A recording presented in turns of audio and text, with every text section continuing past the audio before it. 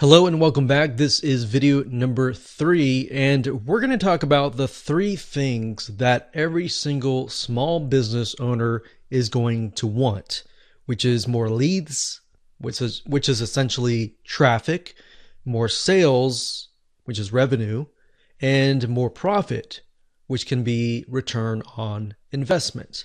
So how much money they're actually making.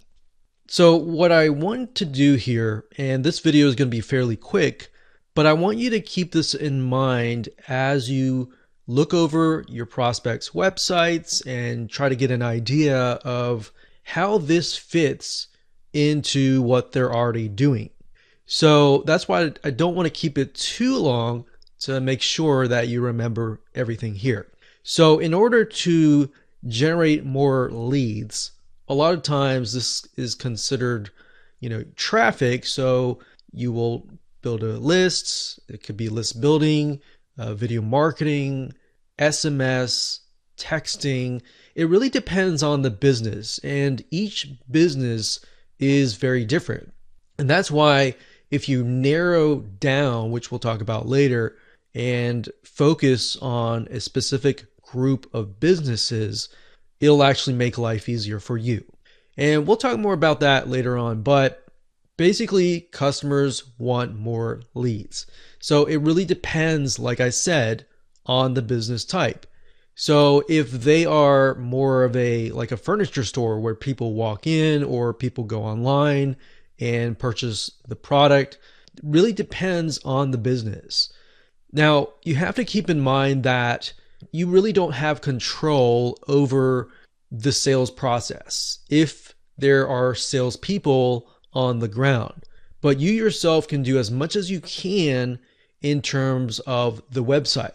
So you can position your prospect, your customer, as someone who gives immense value. So it's very similar to the method that I'm going to show you in the next video.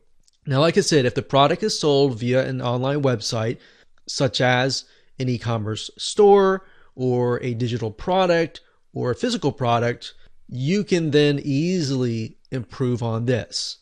But like I said, if the business relies on the employees or the owner to close the sale, such as you generate the leads, they go from the website, they fill out a form, and then they call the business themselves.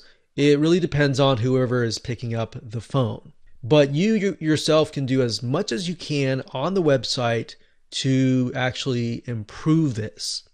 And then number 3 is, of course, more profit or return on investment, which is conversions. So in other words, if you're relying on the salesperson, you can't really do a whole lot there, but you can increase conversions by pre-selling via the website. Maybe have an email autoresponder that build a relationship with the prospect or the customer, not your customer, but their customer. And pre-selling means you could have a website. Let's say your customer is a plumber. You could have on the website tips on fixing different plumbing appliances, maybe the basics, or how to diagnose something.